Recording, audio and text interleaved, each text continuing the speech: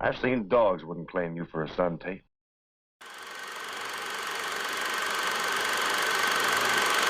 Hello to all the classic people that are returning. I'm glad you're back. I want to welcome any new visitors. As a technical note, references and citations are listed for each show on the site at classicmovierev.com. Today on the Classic Movie Reviews podcast, we are taking on the Film Noir Western, Blood on the Moon, 1948. This movie has a shamefully low rating of 6.9 on imdb.com. On RottenTomatoes.com, it doesn't have a tomato meter score and only has 52% audience approval. Geez, it has Robert Mitchum, Robert Preston, and Charles McGraw in it. It's also a Western and a Noir. That alone should be worth 75%. It's a good odor with film noir elements. That should be good for another 10%. A 1948 Variety review stated, quote, Blood on the Moon is a terse, tightly drawn Western drama. There's none of the formula approach to its storytelling. Picture captures the crisp style used by Luke Short in writing his Western novels.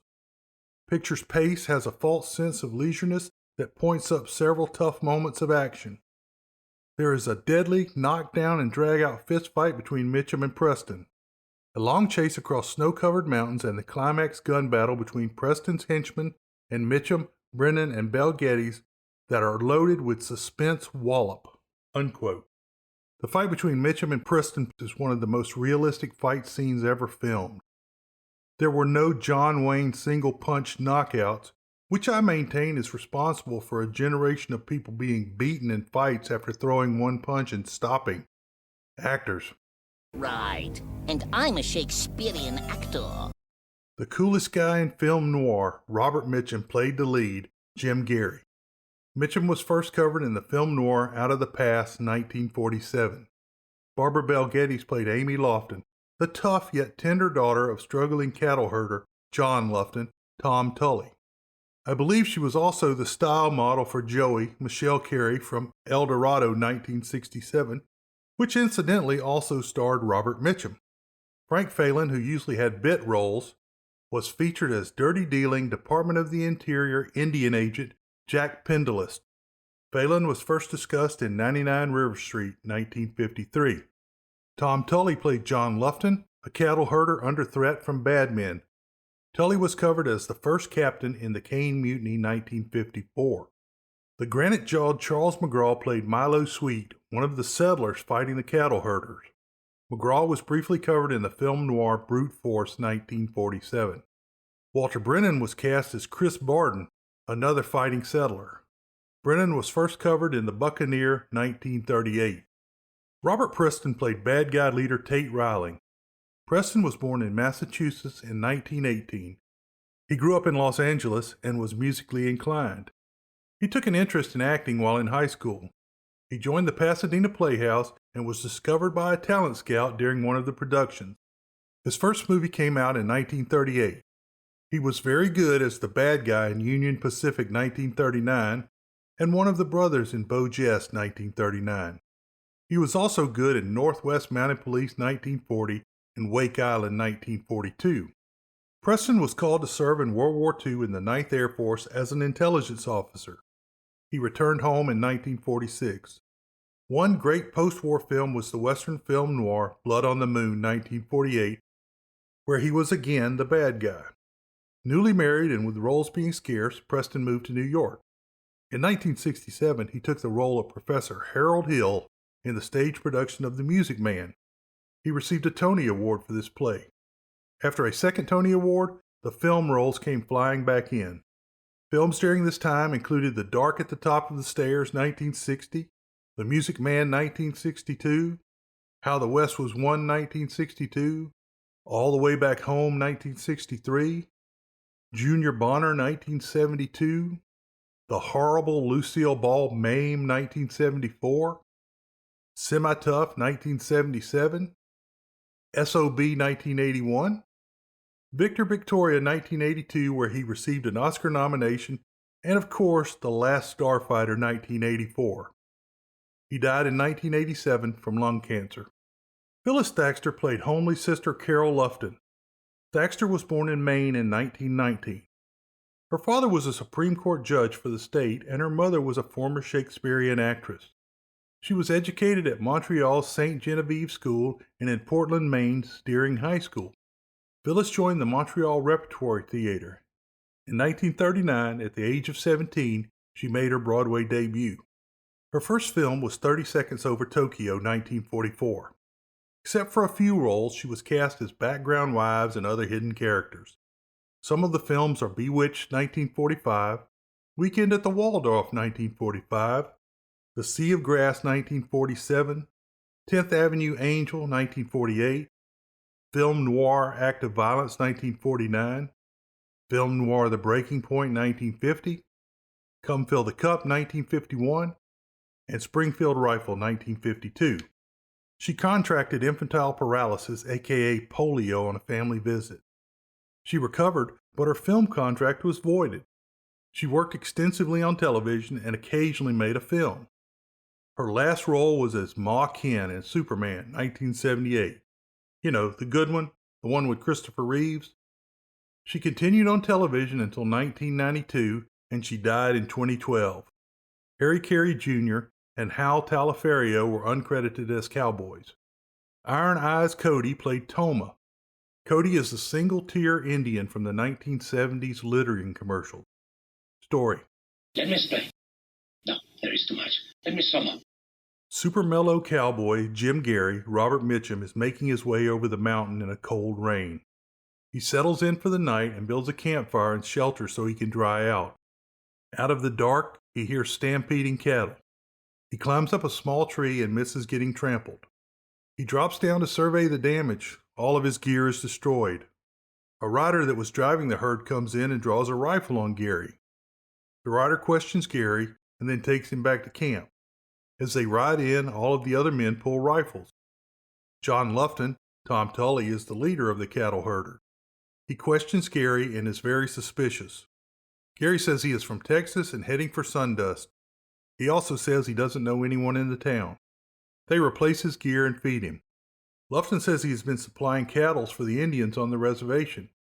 Since the new agent, Jack Pendle's, Frank Phelan, has arrived, he has rejected Lufton's beef. Lufton has been ordered to remove his cattle from reservation land. The old land where he used to graze his cattle has been settled by late arriving homesteaders. They are organized and resisting his move across the river and off of Indian land.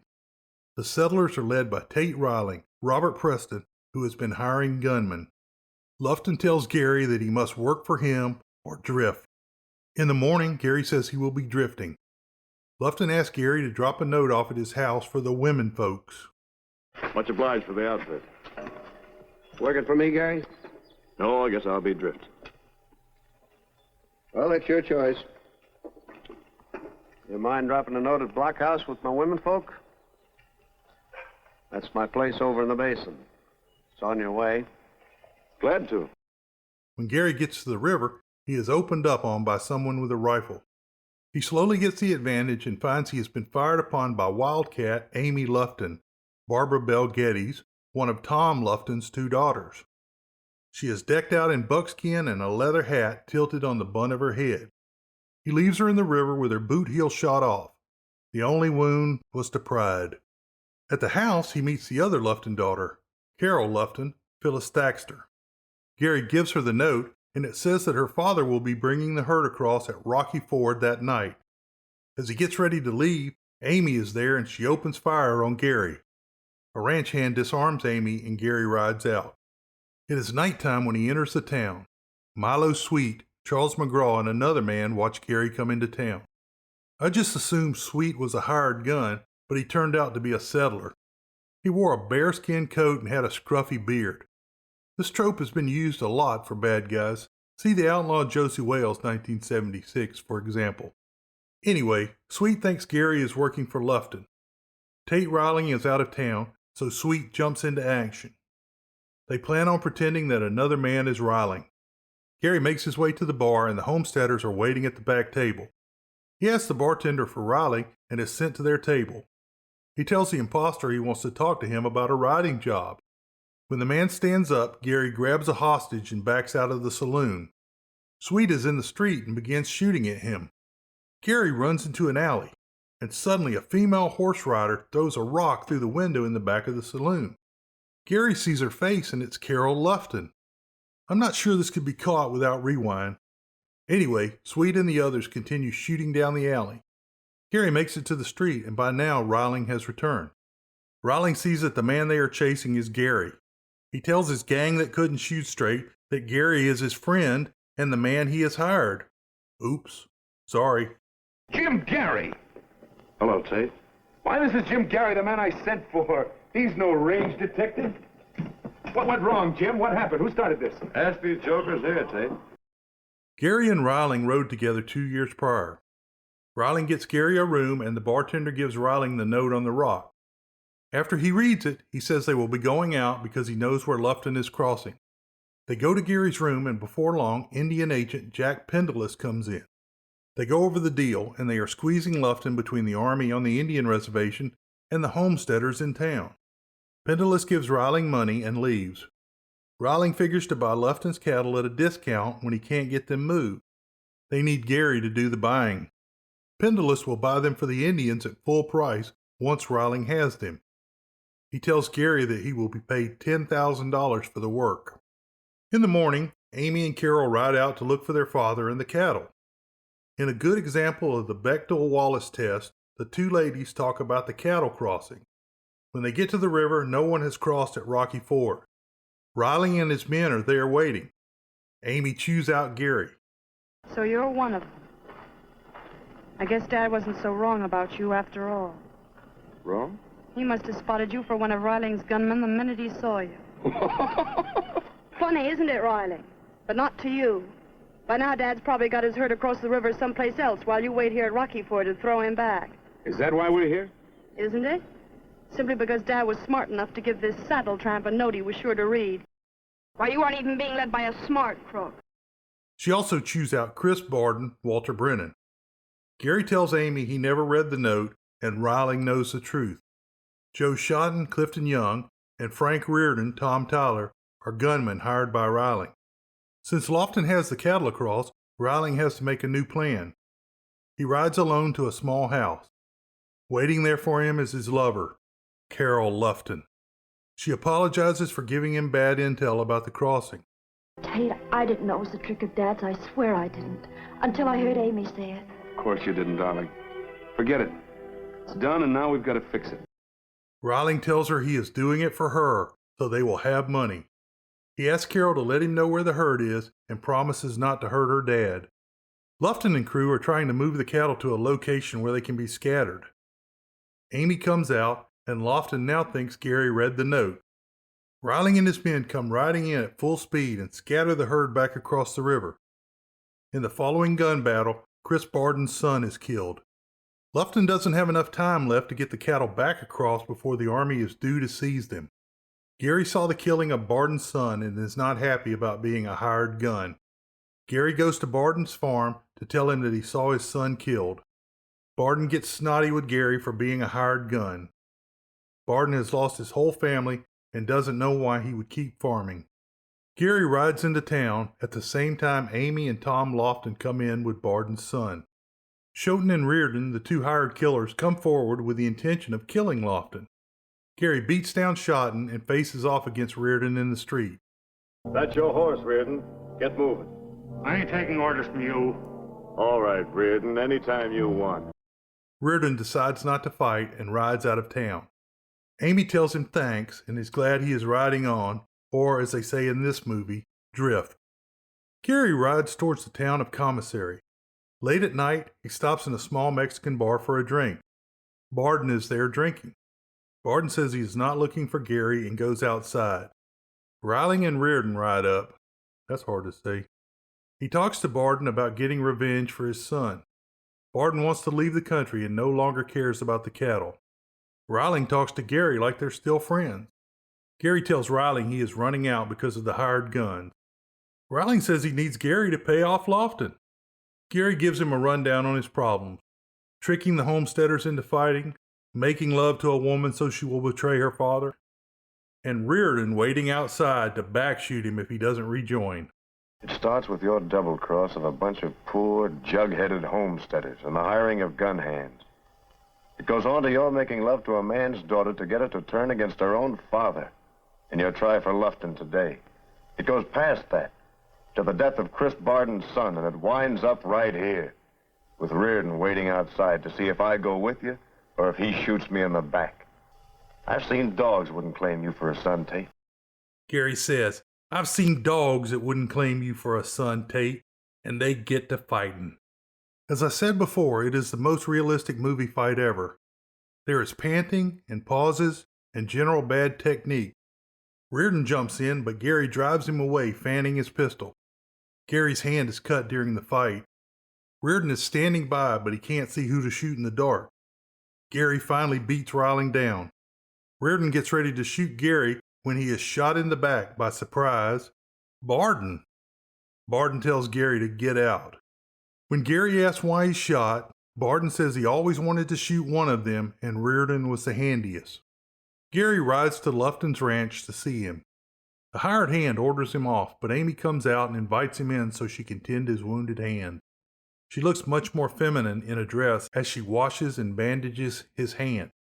Lufton comes in and the tone is a little more hostile. Gary tells Riling's plan. Gary begins to drift, but Amy stops him and makes him tell his plan. Lufton calls him a gunman, and Gary leaves over Amy's protest. She rides after him wearing a dress. Pretty impressive. That night they make camp and Amy won't leave. She even rolls cigarettes for the wounded Gary. Finally he kisses her and says he will keep doing it unless she leaves. She says she doesn't want more, but she won't leave. We'll go now, unless you want more of that. I don't want more of it, Jim. But I won't go. Amy tells Gary he is a good man that has made mistakes. Gary's plan is put into operation. When Carol finds out about Amy and Gary, she's really mad. Finally, she realizes her sister is in love with Gary. She projects all of her issues and feelings onto Amy. Gary rides onto the reservation and goes to Pendleiss's office. He tells Pendleiss that he needs more money for the deal. Pendleiss will have to go to Sundust with Gary to get the extra money. They pack and head out. Gary asks Pendleiss to call off the army. Carol goes to see Riling. She rats Gary out for being at the Luftons. She then asks if the plan was true and if he loved her. He's not very committal. Tate, you haven't answered me. Is it true? Of course. You mean you've been making those poor homesteaders think it's their rights you're fighting for? I wanted money for us. This was a way to get it, a lot of it. Money your dad could spare. Tate, look at me. Do you love me? Have you ever loved me? What do you want me to say? Sure. She slaps him and leaves. Sweet sees her leaving and reports to Riling that Gary is heading for the reservation. Gary and Pendleiss have camped for the night.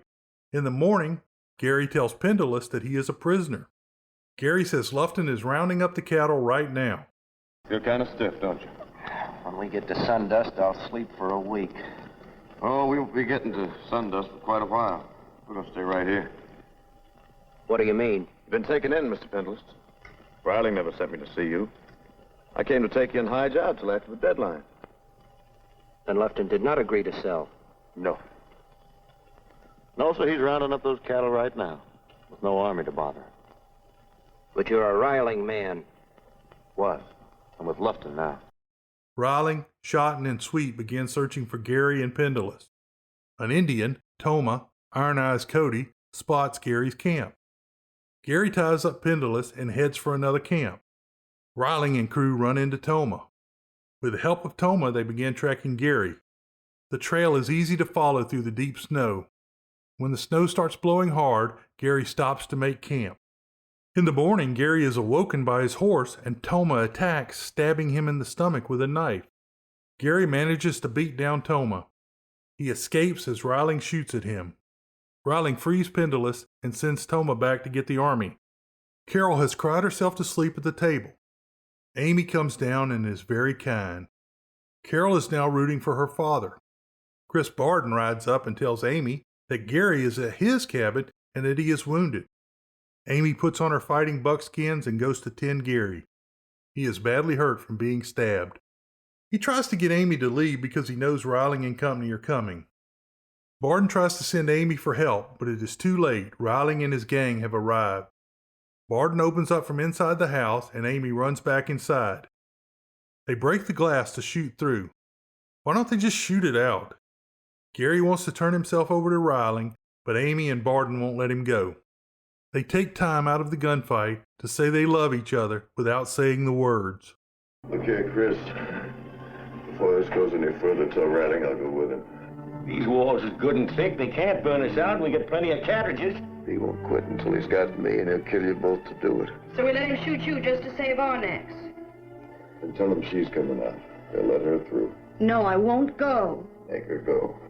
Why do you think she risked her neck to get back in here if it wasn't on account of you? Why do you think I want to get her out?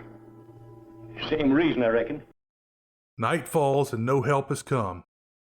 Gary pulls himself out of bed and says he is going to attack the 3 men who are outside in the dark. He has Barden fire at the men, knowing that when they fire back, they will be night blinded. The plan works and Gary makes it to the corral unseen. The first man he comes upon is Pendulous. Gary sneaks up behind him and clubs him a couple of times with his gun. He then goes behind Schotten. Schotten hears him coming, but Gary is too fast for him. Riling begins calling out to the other men. Gary waits while Riling moves towards him. Gary announces himself and the 2 men step out and fire. Riling is hit. All right, Riling, it's just you and me now. It's a pleasure, Jim. For me, Tate.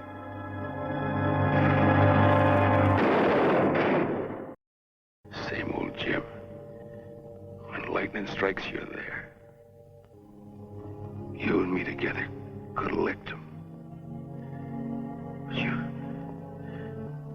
always had a conscience breathing down your neck. And as he slowly dies, he tells Gary that he always had a conscience. Amy and Barden come out and find Gary okay. John Lufton and some of the men from both sides arrive. They arrest Pendulous. Barden takes the men inside for a drink. Tom and Gary apologize to each other for being stubborn. Amy says there will be 2 stubborn men in the family now. Gary, I guess I was wrong about quite a few things. Yeah, I was wrong about a few things myself. We've been plenty stubborn. That's going to make 2 stubborn men in the family. They happily go inside to drink. I'll be right back with conclusions to the world-famous short summary following a word from our sponsors. This film is a beautifully shot film noir, and if you're not careful, you'll find yourself admiring the shadows and angles or horses moving over new fallen snow. What really pushes this movie into the noir category is the moral ambiguity of the bad guy, Riling, played masterfully by Robert Preston. While the male leads went on to have amazing careers, Barbara Bel Geddes was fired from RKO after the new owner, Howard Hughes, thought she wasn't sexy enough. Phyllis Thaxter was dumped from her contract after she became ill. That's just wrong. World famous short summary: a couple of buddies, a pair of sisters, and everything falls apart. Hope you enjoyed today's show. You can find connections on social media and email on the site at classicmovierev.com or in the podcast show notes. If you enjoyed the show, go ahead and hit the subscribe button. If you've already subscribed, you can tell a friend, colleague, or family member about the show or leave a review at Apple Podcasts. It really helps the show get found. If you want to comment, suggest a movie, or help out, contact me by email at jec@classicmovierev.com. Beware the Moors.